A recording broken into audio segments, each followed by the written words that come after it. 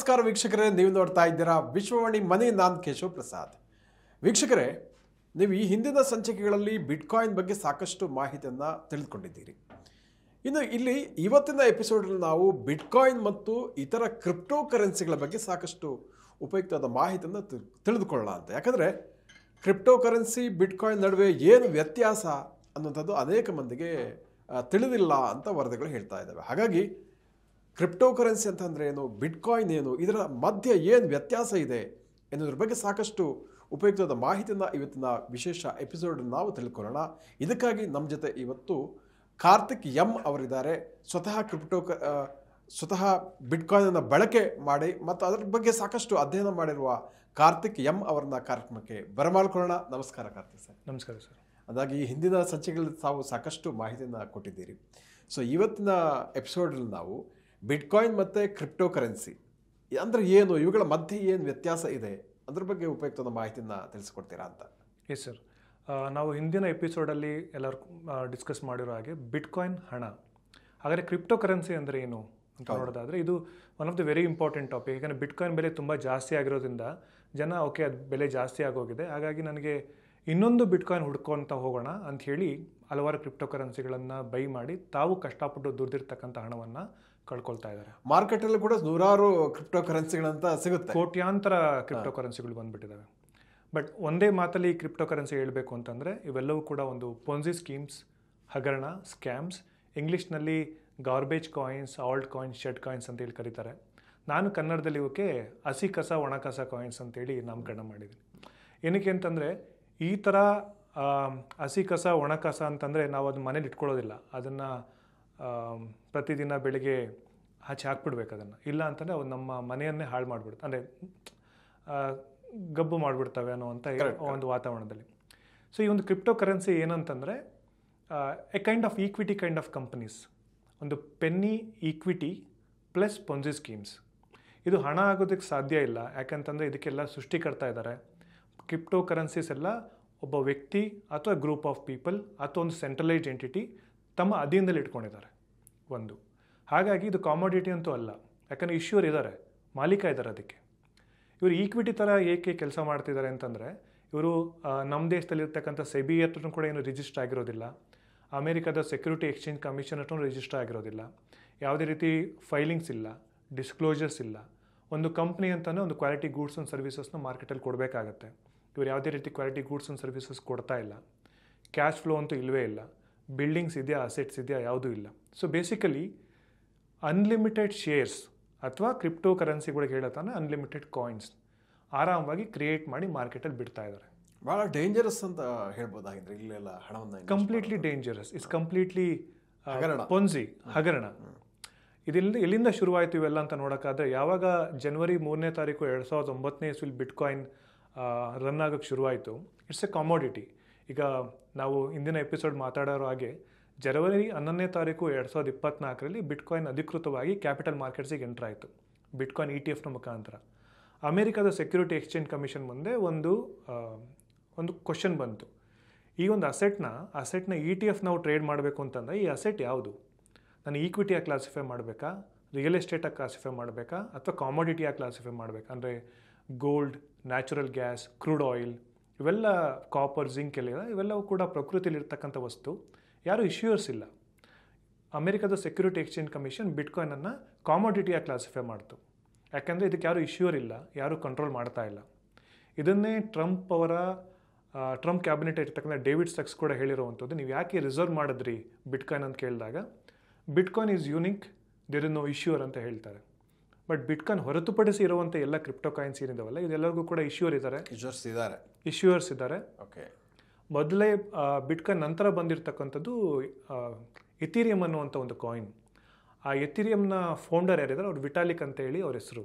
ಅವರು 2014-15 ಅವ್ರು ಮೊದಲಿಂದನೇ ಹೇಳ್ಕೊಂಬಂತಿರ್ತಕ್ಕಂಥದ್ದು ಏನಂತಂದರೆ ನಂದು ಸೆಕೆಂಡ್ ಬಿಟ್ಕಾಯಿನ್, ನನ್ನ ಬಿಟ್ಕಾಯಿನ್ಗಿಂತನೂ ಕೂಡ ಚೆನ್ನಾಗಿದೆ. ಒಂದು ಕಡೆ ಸೆಕೆಂಡ್ ಬಿಟ್ಕಾಯಿನ್ ಅಂತ ಹೇಳ್ತಾರೆ, ಇನ್ನೊಂದು ಕಡೆ ಬಿಟ್ಕಾಯಿನ್ಗಿಂತನೂ ಚೆನ್ನಾಗಿದೆ ಅಂತ ಹೇಳ್ತಾರೆ.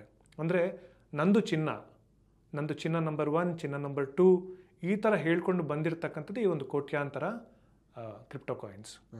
Coin base CEO brain Armstrong ಅಂತ ಹೇಳಿ ಅವರು ರೀಸೆಂಟಾಗಿ ಒಂದು ಟ್ವೀಟ್ ಮಾಡಿದರು. ಅವ್ರಿಗೆ ಪ್ರತಿ ವಾರಕ್ಕೆ 1,00,000ಕ್ಕೂ ಎಷ್ಟು ರಿಕ್ವೆಸ್ಟ್ ಬರುತ್ತಂತೆ, ನನ್ನ ಕಾಯಿನ್ ಲೀಸ್ಟ್ ಮಾಡಿ, ನನ್ನ ಕಾಯಿನ್ ಲೀಸ್ಟ್ ಮಾಡಿ ಅಂತ ಹೇಳಿ. ಸೊ ಹಾಗಾಗಿ ಈ ಎಲ್ಲ ಕ್ರಿಪ್ಟೋ ಕರೆನ್ಸೀಸ್ ಏನಿದೆ, ಕೋಟ್ಯಾಂತರ ಕ್ರಿಪ್ಟೋ ಕರೆನ್ಸೀಸ್ ಎಲ್ಲವೂ ಕೂಡ ತನ್ನ ಮೌಲ್ಯವನ್ನು ಕಳ್ಕೊಳ್ತಾನೆ ಇರುತ್ತೆ. ಯಾಕೆಂದರೆ ಅಲ್ಲಿರ್ತಕ್ಕಂಥ ಇನ್ಸೈಡರ್ಸ್, ಪ್ರಮೋಟರ್ಸ್ ಆರಾಮವಾಗಿ ಕಾಯಿನ್ಸ್ಗಳನ್ನು ಅಂದರೆ ಡಿಜಿಟಲ್ ನಂಬರ್ಸ್ನ ಕ್ರಿಯೇಟ್ ಮಾಡ್ತಾನೆ ಹೋಗ್ತಾ ಇರ್ತಾರೆ. ಇದಕ್ಕೆ ಹಲವಾರು ಉದಾಹರಣೆಗಳು ಹೇಳಬೇಕು ಅಂತಂದರೆ, ಇತ್ತೀಚೆಗೆ ರಾಷ್ಟ್ರ ಮಟ್ಟದಲ್ಲಿ ಅಂದರೆ ಅಮೆರಿಕದಲ್ಲೇ ಕೂಡ ನಡೆದಿರ್ತಕ್ಕಂತಹ ಕೆಲವೊಂದು ಪಂಪ್ ಆ್ಯಂಡ್ ಡಂಪ್ ಸ್ಕೀಮ್ಸ್. ಯಾವಾಗ ಟ್ರಂಪ್ ಅವರು ಚುನಾವಣೆ ಗೆದ್ದರು, ಅವರ ಹೆಸರಲ್ಲೇ ಒಂದು ಕಾಯಿನ್ ಬಂತು, ಟ್ರಂಪ್ ಕಾಯಿನ್ ಅಂತ ಹೇಳಿ. ಅವ್ರ ಇನ್ಸೈಡರ್ಸ್, ಪ್ರಮೋಟರ್ಸ್ ಎಷ್ಟು ಸ್ಟ್ರಾಂಗ್ ಆಗಿದ್ರು ಅಂದರೆ, ಟ್ರಂಪ್ ಅವ್ರು ಮಾಡಿದ್ರ ಅವರು ಹಿನ್ನೆಲೆ ಮಾಡಿದೆ ಅದು ಯಾರಿಗೂ ಗೊತ್ತಿಲ್ಲ, ಯಾರೂ ಮಾತಾಡಿಲ್ಲ. ಹಾಗಾಗಿ ನಾವು ಕೂಡ ಮಾತಾಡೋಕ್ಕೆ ಹೋಗೋದಿಲ್ಲ. ಅವ್ರ ಹೆಸರಲ್ಲಿ ಬಂದಿರತಕ್ಕಂಥ ಕಾಯಿನ್ ಅಂತೂ ನಿಜ. ನಮ್ಮ ದೇಶದಲ್ಲಿ ಹಲವಾರು ಎಕ್ಸ್ಚೇಂಜಲ್ಲಿ ಅದು ಲೀಸ್ಟ್ ಆಗಿದ್ದು ನಿಜ. ಲೀಸ್ಟ್ ಆಗೋ ಸಂದರ್ಭದಲ್ಲಿ ಯಾರಿಗೆಲ್ಲ ಒಂದು ಸುದ್ದಿ ಬಂತಲ್ಲ ಟ್ರಂಪ್ ಕಾಯಿನ್ ಅಂತ, ಅದು ಆಲ್ರೆಡಿ ಪಂಪ್ ಆಗಿಬಿಟ್ಟಿತ್ತು. ಟ್ರಂಪ್ ಕಾಯಿನ್ ಬಂದಿದೆ, ನಾನು ಕ್ವಿಕ್ಕಾಗಿ ದುಡ್ಡು ಮಾಡ್ಕೊಂಡು ಬಿಡ್ತೀನಿ, 2 ಪಟ್ಟು ಮಾಡ್ತೀನಿ, 10 ಪಟ್ಟು ಮಾಡ್ತೀನಿ ಅಂತ ಹೋದಂಥವರೆಲ್ಲ ಅದನ್ನು ಬೈ ಮಾಡೋಕ್ಕೆ ಹೋದರು. ಇನ್ಸೈಡರ್ಸ್ ಇವ್ರಿಗಿಂತಲೂ ಬುದ್ಧಿವಂತರು, ಆಲ್ರೆಡಿ 60%, 70% ಶೇರ್ಸ್ಗಳನ್ನು ಅಂದರೆ ಕಾಯಿನ್ಗಳನ್ನು ಇಟ್ಕೊಂಡು ಕೂತಿದ್ರು, ಡಂಪ್ ಮಾಡ್ತಾಯಿದ್ರು. ಬೇಸಿಕಲಿ ಅವ್ರು ಬೈ ಮಾಡ್ತಾಯಿದ್ರು, ಅಂದರೆ ಯಾರೆಲ್ಲ ರಿಟೈಲರ್ಸ್ ಸುದ್ದಿಯನ್ನು ಕೇಳಿ ಬೈ ಮಾಡ್ತಿದ್ರು, ಅವರು ಬೈ ಆರ್ಡರ್ಗೆ ಇನ್ಸೈಡರ್ಸ್ ಸೆಲ್ ಆರ್ಡರ್ಸ್ ಮ್ಯಾಚ್ ಮಾಡ್ತಾಯಿದ್ರು. ಸೊ ಕ್ರ್ಯಾಶ್ ಆಯಿತು. ಅದಾಗಿ ಸ್ವಲ್ಪ ದಿನಕ್ಕೆ ಬಂದಿದ್ದು ಅವರ ಧರ್ಮಪತ್ನಿ ಹೆಸರಲ್ಲಿ ಬಂದಂಥ ಮೆಲೇನಿಯಾ ಕಾಯಿನ್. ಅವ್ರ ವೈಫ್ ಹೆಸರು ಒಂದು ಕಾಯಿನ್ ಬಂತು, ಅದು ಪಂಪ್ ಆಗಿಬಿಟ್ಟಿತ್ತು, ಡಂಪ್ ಆಯಿತು. ಅರ್ಜೆಂಟೀನಾ ಅಧ್ಯಕ್ಷರು ಅಂದರೆ ಆ ದೇಶದ ಪ್ರೆಸಿಡೆಂಟ್ ಅವರು ಕೂಡ ಒಂದು ಕಾಯಿನ್ನ ಎಂಡೋಸ್ ಮಾಡಿದ್ರು. ಅದು ಎಷ್ಟು ಮಟ್ಟಿಗೆ ಸುದ್ದಿ ಆಯಿತು ಅಂತಂದರೆ, ಅವರ ಪಾರ್ಲಿಮೆಂಟಲ್ಲಿ ಕೂಡ ಚರ್ಚೆ ಆಯಿತು. ನೀವು ನಿಮ್ಮದೇ ಜನರನ್ನು ರಗ್ ಪುಲ್ ಮಾಡಿದ್ರಿ, $4 ಬಿಲಿಯನ್ ವರ್ತ್ ಆಫ್ ಪಬ್ಲಿಕ್ ಮನಿನ ಸ್ಕ್ಯಾಮ್ಗೆ ಬಳಸ್ಕೊಂಡ್ರಿ ಅಂಥೇಳಿ ಇದಾಯಿತು. ಸೊ ಇದುವರೆಗೂ ಬಂದಿರತಕ್ಕಂಥ ಎಲ್ಲ ಕ್ರಿಪ್ಟೋ ಕಾಯಿನ್ಸ್ ತನ್ನ ಮೌಲ್ಯವನ್ನು ಕಳ್ಕೊಂಡಿದೆ. ಪಂಪ್ ಆ್ಯಂಡ್ ಡಂಪ್ ಸ್ಕೀಮಾಗಿ ವರ್ಕ್ ಆಗ್ತದೆ. ಯಾಕಂದರೆ ಅದು ಡಿಸೈನ್ ಆಗಿರೋದೇ ಹಾಗೆ. It's not a commodity, it's a Ponzi equity schemes. Plus ಎಲ್ಲದಕ್ಕೂ ಇಶ್ಯೂರ್ಸ್ ಇದ್ದಾರೆ, ಅಲ್ಲಿ ಕಂಟ್ರೋಲ್ ಇದ್ದಾರೆ, ಇಶ್ಯೂರ್ಸ್ ಇದ್ದಾರೆ. ಹಾಗೆ ನಮ್ಮ ಕರ್ನಾಟಕದಲ್ಲಿ ಪೈ ಕಾಯಿನ್ ಮತ್ತು ಯೂಬಿಟ್ ಅಂತೇಳಿ ತುಂಬಾ ಸ್ವಲ್ಪ ಒಂದು ಚರ್ಚೆಗಳು ಒಳಪಟ್ಟಿತ್ತು. ಈ ಪೈ ಕಾಯಿನ್ ಬಗ್ಗೆ ನಾನು ನೋಡೋಕ್ಕೆ ಹೋದಾಗ ಅವ್ರ ವೆಬ್ಸೈಟ್ಗೆ ಹೋದೆ, ಅಲ್ಲಿ ಸ್ಟ್ಯಾನ್ಫೋರ್ಡ್ ಯೂನಿವರ್ಸಿಟಿಲಿ ಯಾರೋ ಕೆಲವರು ಇದನ್ನು ಪೈ ಕಾಯಿನ್ನ ಕ್ರಿಯೇಟ್ ಮಾಡಿರೋವಂಥದ್ದು. ಕ್ರಿಯೇಟರ್ಸ್ ಇದ್ದಾರೆ, ಅದನ್ನು ಆರಾಮಾಗಿ ಅದನ್ನು ಅವರು ಚೇಂಜ್ ಮಾಡ್ಬೋದು, ಆ ಸಾಫ್ಟ್ವೇರ್ನ ಚೇಂಜ್ ಮಾಡ್ಬೋದು ಅಥವಾ ಸಪ್ಲೈನ ಚೇಂಜ್ ಮಾಡ್ಬೋದು. ಕರೆಕ್ಟ್. ಮೊನ್ನೆ ನಾವು ಆಫೀಸಲ್ಲಿ ಒಬ್ಬರು ಆದರ್ಶ ಅಂತೇಳಿ ಹೀಗೆ ಮಾತಾಡ್ತಾ ಇದ್ದೆ, ಅವರು ಶಿವಮೊಗ್ಗ ಕಡೆಯವರು. ಶಿವಮೊಗ್ಗದಲ್ಲೆಲ್ಲ ಯೂಬಿಟ್ ಎಲ್ಲ ಚೆನ್ನಾಗಿದೆ ಕಾರ್ತಿಕ್ ಅಂತ ಇದೇ ಮಾತನ್ನು ಒಂದು 3-4 ತಿಂಗಳಿಂದ ಹೇಳಿದರು. ಮೊನ್ನೆ ಮಾತಾಡ್ಬೇಕಾದ್ರೆ ಯಾವುದು ಯೂಬಿಟ್ ಖರೀದಿ ಮಾಡೋದಲ್ಲ ಆ ಆ್ಯಪೇ ಕಾಣಿಸ್ತಾ ಇಲ್ಲ ಕಾರ್ತಿಕ್ ಅಂತಂದರು. ಸೊ ಅದು ಡಿಸೈನ್ ಆಗಿರೋದೇ ಹಾಗೆ. ನನ್ನ ಬಾಷ್ ಕೊಲಿಗೊಬ್ಬರು ಬೇರೆ ಯಾವುದೋ ಕಾಯಿನಲ್ಲಿ ಹಾಕಿದ್ರು, ಅವ್ರದ್ದು ಕೂಡ ಆ್ಯಪ್ ಕಾಣಿಸ್ತಾ ಇಲ್ಲ. ಓಹೋ. ಸೊ ಅಲ್ಲಿ ಹಾಗಿದ್ರೆ ದುಡ್ಡಿಟ್ಟವರ ಕತೆ ಏನು ಅಂತ, ಅಕಸ್ಮಾತಿಗೆ ಆ್ಯಪ್ ಕಾಣಿಸಲ್ಲ, ಮತ್ತೊಂದು ಕಾಣಿಸಲ್ಲ, ಮುಳುಗೋಯ್ತು ಅಂದರೆ ಅಷ್ಟು ದುಡ್ಡು ಹೋಯ್ತಾ? ಹೇಗೆ ಅಷ್ಟು ದುಡ್ಡು ಹೋಯಿತು. ಯಾರೆಲ್ಲ ಇನ್ಸೈಡರ್ಸ್ ಇದ್ರಲ್ಲ ಅವರು ಆರಾಮವಾಗಿ ಏನೂ ಕೆಲಸ ಮಾಡ್ದಲೇ ಕ್ರಿಯೇಟ್ ಮಾಡುವಂಥ ಡಿಜಿಟಲ್ ನಂಬರ್ಸಿಗೆ ನಮ್ಮ ಜನ ಅಂದರೆ ಎಸ್ಪೆಷಲಿ ಇಲ್ಲಿ ಅರ್ಥ ಮಾಡ್ಕೊಬೇಕಾದ್ದು ಬಡ ಮತ್ತು ಮಧ್ಯಮ ವರ್ಗದವರೇ ಇವರು ಕ್ರಿಪ್ಟೋ ಕಾಯಿನ್ಸ್ಗೆ ಬಲಿಪಶು ಆಗ್ತಾ ಇರುವಂಥದ್ದು. ಯಾಕೆಂದರೆ ಎಲ್ ಸಾಲ್ವಡಾರ್ ದೇಶ ಏನಿದೆ ಅವರು ಮಾಡಿರೋದು ಬಿಟ್ಕಾಯಿನ್ ರಿಸರ್ವ್, ಅಮೆರಿಕ ದೇಶ ಕೂಡ ಮಾಡಿರ್ತಕ್ಕಂಥದ್ದು ಬಿಟ್ಕಾಯಿನ್ ರಿಸರ್ವ್, ಭೂತಾನ್ ದೇಶ ಕೂಡ ಬಿಟ್ಕಾಯಿನ್ ಮೈನಿಂಗ್ಗೆ ಮಾಡಿದ್ದು. ಪಬ್ಲಿಕ್ಲಿ ಟ್ರೇಡೆಡ್ ಕಂಪ್ನೀಸ್ ಯಾವೆಲ್ಲ ಇದೆ ಅಂದರೆ ಈಗ ಸೆಬಿಗೆ ರಿಜಿಸ್ಟರ್ ಆಗಿ SEC ರಿಜಿಸ್ಟರ್ ಆಗಿ ಲೀಸ್ಟ್ ಆಗಿರ್ತಕ್ಕಂಥ ಪಬ್ಲಿಕ್ಲಿ ಟ್ರೇಡೆಡ್ ಕಂಪ್ನೀಸ್ ಅವರು ಕೂಡ ಬಿಟ್ಕಾಯಿನ್ ಮಾತ್ರ ತಮ್ಮ ಬ್ಯಾಲೆನ್ಸ್ ಶೀಟಲ್ಲಿ ಹಾಕಿರುವಂಥದ್ದು. ಅದು ಸಾವಿರಾರು ಕೋಟಿ ಬೆಲೆ ಬಾಳುವಂಥ ಬಿಟ್ಕಾಯಿನನ್ನು ಖರೀದಿ ಮಾಡಿರುವಂಥದ್ದು.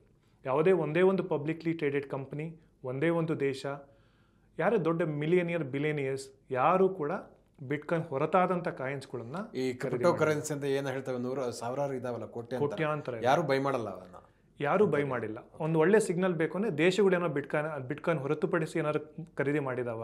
ಎಥೀರಿಯಂ ಖರೀದಿ ಮಾಡಿದೆಯಾ? ಸೊಲಾನಾ, ಕಾರ್ಡಾನಾ, ಪೈ ಕಾಯಿನ್, ಯೂಬಿಟ್, ಹಸಿ ಕಸ, ಒಣ ಕಸ ಕಾಯಿನ್ಸ್ ಯಾರು ಖರೀದಿ ಮಾಡಿದ್ದಾರೆ? ಯಾರೂ ಮಾಡಿಲ್ಲ, ಯಾರೂ ಮಾಡೋದೂ ಇಲ್ಲ. ಯಾಕಂದರೆ ಎಲ್ಲರಿಗೂ ಗೊತ್ತು ದುಡ್ಡು ಮಾಡಬೇಕು ಅನ್ನುವಂಥ ಒಂದು ಧಾವಂತದಲ್ಲಿ ಬಿಟ್ಕಾಯಿನ್ ಬೆಲೆ ಜಾಸ್ತಿ ಹೋಗ್ಬಿಟ್ಟಿದೆ, ಅದನ್ನು ಬೈ ಮಾಡೋಕ್ಕಾಗೋದಿಲ್ಲ. ಹಾಗಾಗಿ ಈ ಕಾಯಿನ್ ಇಟ್ಕೊಳ್ಳೋಣ, ಇದು ನೆಕ್ಸ್ಟ್ ಬಿಟ್ಕಾಯಿನ್ ಆಗುತ್ತೆ ಅನ್ನೋ ಒಂದು ಆಸೆ ಏನಿದೆಯಲ್ಲ, ಈ ಒಂದು ಆಸೆನೇ ಬೇರೆಯವ್ರಿಗೆ ಸ್ಕ್ಯಾಮ್ಗೆ ಒಳಪಡೋದಕ್ಕೆ ಕಾರಣ ಆಗಿರ್ತಕ್ಕಂಥದ್ದು. ಈಗ ಅಫ್ಕೋರ್ಸ್ ತಾವು ಹೇಳಿದ್ರಿ ಕೋಟ್ಯಾಂತರ ಕ್ರಿಪ್ಟೋ ಕರೆನ್ಸಿಗಳು ಮತ್ತು ಬಿಟ್ಕಾಯಿನ್ ನಡುವಣ ವ್ಯತ್ಯಾಸವನ್ನು ಭಾಳ ಚೆನ್ನಾಗಿ ಹೇಳಿದ್ರಿ. ಬಟ್ ನನ್ನ ಪ್ರಶ್ನೆ ಏನಂದರೆ, ಇನ್ನು ಭವಿಷ್ಯದಲ್ಲಿ ಇವಾಗ ಬಿಟ್ಕಾಯಿನ್ ಯಾವ ರೀತಿ ಒಂದು ಇದೆ, ಅದೇ ಥರದ್ದು ಇನ್ನೊಂದು ಕ್ರಿಯೇಟ್ ಆಗಲ್ವಾ? ಅದೇ ಸೇಮ್ ಲಕ್ಷಣ ಇರುವಂಥದ್ದು ಇನ್ನೊಂದು ಸಾಫ್ಟ್ವೇರ್, ಯಾರೋ ಅನ್ನೊಂದು ಅನಾಮಿಕ ವ್ಯಕ್ತಿ, ಈಗ ಸಂತೋಷ್ ಥರ ಇನ್ನೊಬ್ಬ, ಚಾನ್ಸಸ್ ಇಲ್ವಾ? ಎಸ್, ಇದನ್ನು ನಾವು ಹಣ ಹೇಗೆ ವರ್ಕ್ ಆಗುತ್ತೆ ಅದ್ರ ಮೇಲೆ ನಾವು ಚರ್ಚೆ ಮಾಡ್ಕೊಂಡು ಹೋಗಬೇಕಾಗುತ್ತೆ. ನಾವು ಮೊದಲನೇ ಎಪಿಸೋಡಲ್ಲಿ 2ನೇ ಎಪಿಸೋಡಲ್ಲೆಲ್ಲ ಮಾತಾಡಿದ ಹಾಗೆ ಯಾವೆಲ್ಲ ವಸ್ತುನ ಹಣವಾಗಿ ಬಳಕೆ ಮಾಡ್ಕೊತ ಬಂದಿದ್ವಿ, ಆ ವಸ್ತುನ ಬಿಟ್ಟು ನಾವು ಬೇರೆ ವಸ್ತುನ ಹಣವಾಗಿ ಬಳಕೆ ಮಾಡೋಕ್ಕೆ ಶುರು ಮಾಡಿದಾಗ ಹಿಂದೆ ಇರುವಂಥ ವಸ್ತುಲಿ ಒಂದು ಪ್ರಾಬ್ಲಮ್ ಇತ್ತು. ಹೌದು, ಪ್ರಾಬ್ಲಮ್ ಇತ್ತು. ಕರೆಕ್ಟ್. ಅದು ಸೀಶೆಲ್ಸ್ನ ಬಳಕೆ ಮಾಡ್ಬೇಕಾದ್ರೆ ಅದು ಸಪ್ಲೈ ಜಾಸ್ತಿ ಆಯಿತು, ಅದು ಇನ್ಫ್ಲೇಟ್ ಆಯಿತು, ಹಾಗಾಗಿ ಚಿನ್ನಕ್ಕೆ ಹೋದ್ವಿ. ಚಿನ್ನನ ಒಂದು ಕಡೆಯಿಂದ ಇನ್ನೊಂದು ಕಡೆ ಮೂವ್ ಮಾಡೋಕ್ಕೆ ಆಗ್ತಿರ್ಲಿಲ್ಲ, ಹಾಗಾಗಿ ಫಿಯೇಟ್ ಕರೆನ್ಸಿ ಬ್ಯಾಕ್ ಬಂತು, ಈಗ ಡಿಜಿಟಲಿಗೆ ಬಂತು, CBDCಗೆ ಹೋಗ್ತಾ ಇದ್ದೀವಿ ಅಂತೆಲ್ಲ. ಈಗ ನಾವು ಬಿಟ್ಕಾಯಿನ್ನ ಬಿಟ್ಟು ನಾವಿನ್ನು ಬಿಟ್ಕಾಯಿನ್ ಕೂಡ ಅಡಾಪ್ಟ್ ಮಾಡ್ಕೊಂಡಿಲ್ಲ, ಇನ್ನು ಟ್ರಾನ್ಸಿಷನ್ ಸ್ಟೇಜಲ್ಲಿ ಇದ್ದೀವಿ. ಹೌದು, ನಾಳ್ದು ಇದೊಂದು ದೂರದ ಪ್ರಶ್ನೆ ಇರ್ಬೋದು, ದೂರದ ಪ್ರಶ್ನೆ.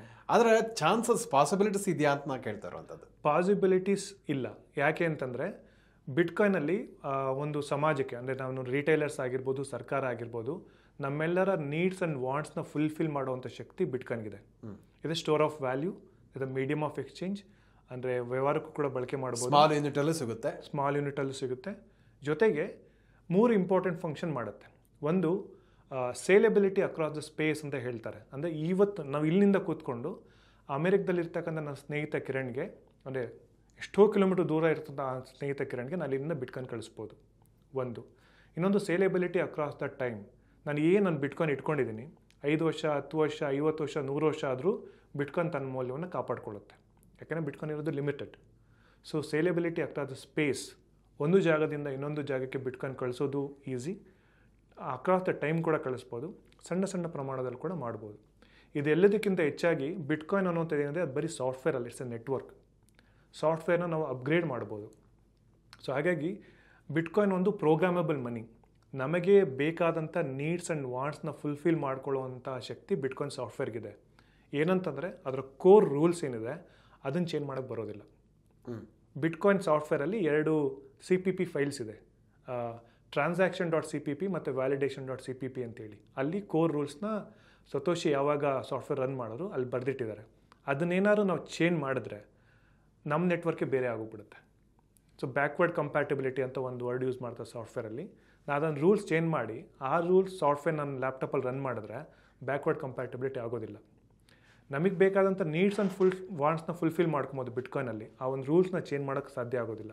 ಸೊ ಬಿಟ್ಕಾಯಿನ್ ಒಂದು ಪ್ರೋಗ್ರಾಮಬಲ್ ಮನಿ ಆಗಿರೋದ್ರಿಂದ ನಮಗೇನೆಲ್ಲ ಅಗತ್ಯ ವಸ್ತು ಅಥವಾ ನೀಡ್ಸ್ ಏನಿದೆ ಅದೆಲ್ಲದೂ ಕೂಡ ಫುಲ್ಫಿಲ್ ಮಾಡ್ಕೊಳ್ಬೋದು.